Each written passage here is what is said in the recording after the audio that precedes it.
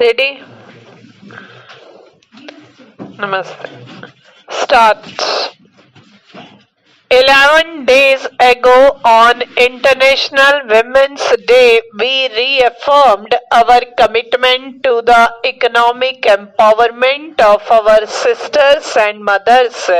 Today, I am happy to announce that for the poorest women, substantial progress is being made to provide them financial security. Educating girls is the most valuable investment that any country can make in its future. I am delighted to know that the specially designed insurance scheme that guarantees funds for education has also started functioning well. On August 15 last year, I had told my fellow citizens that my government would launch 2 new insurance schemes for the benefit of the women of the country now. The first would provide funds for girls to complete their education if they lost either of their parents. The second would provide an income to women who lost their husbands or who became disabled. I had said that these schemes would be operational on Diwali. Thanks to the hard work done by the General Insurance Corporation and its 4 subsidiaries, this deadline was met. Today, more than 100,000 policies have already been sold. Friends, Bharat Ratna Dr. Amartya Sen, who won last year's Nobel Prize for Economics, has long said that government must invest much more in the social sector and that education for all is the first priority of every developing country. These are my beliefs too. While the provision of education is the responsibility of the states, the center can and must do everything possible to assist them in fulfilling this obligation. The new scheme is one step forward by the center in contributing its might. This scheme recognizes the reality of rural India, where the provision of education to children, especially to girls, is not always the first priority of parents, and even less so if the breadwinner of the family passes away, leaving the family dependent on others. Girls are always the first to be taken out of school and put into other work. The new scheme will hopefully change this, as it will provide money to let them continue their education.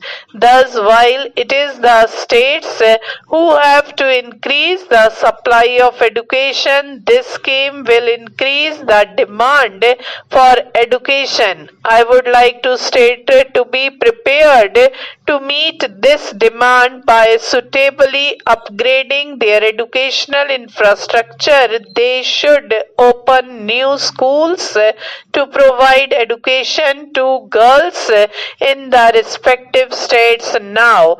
These schemes shall in a long way provide a lot of social security to the families and women in general.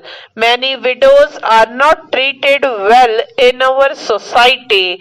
They lose their financial security. They are forced to depend on others who may exploit them in every way. The same also applies to self-employed women who who, if they are disabled and hence cannot earn anymore, become dependent on others. The new insurance policy for women will provide some financial help and hence independence to our women folk. These two schemes will thus achieve an important social objective, providing a safety net to our mothers and sisters and daughters. The best part is that they do so without the government having to spend any money. This is done through the miracle of group insurance, where by paying nominal sums by everyone ensures that the small proportion who need the money will get it. Friends, there is a big debate about insurance sector reforms. We hope to allow new Indian insurance companies to enter the market soon and compete with the existing players. What is forgotten though is the contribution of the existing players. They have expanded the insurance market and have provided risk cover to all kinds of businesses and people. What is important though is that they are also providing this risk cover to the poor and the powerless by these and other schemes. I compliment them for this. Provision of these schemes, however, is not an obligation forced on them by an unwilling honor the government. Rather, thanks to their competence, these schemes are viable on their own. I would like that all future insurance companies also show their commitment to every section of society. They must compete with the existing players in providing better risk coverage to the well-off. At the same time, they must also compete in providing coverage to the poorest. Making new insurance schemes a success will, however, require the participation of the state government in a big way. They can and must take coverage of their residents in a larger way. For instance, every Gram Panchayat can insure all its girls and women, and so can every municipality. This will earn them a discount. Ensuring 1 crore girls will cost only rupees 8 to 14 crore a year, which every state can afford.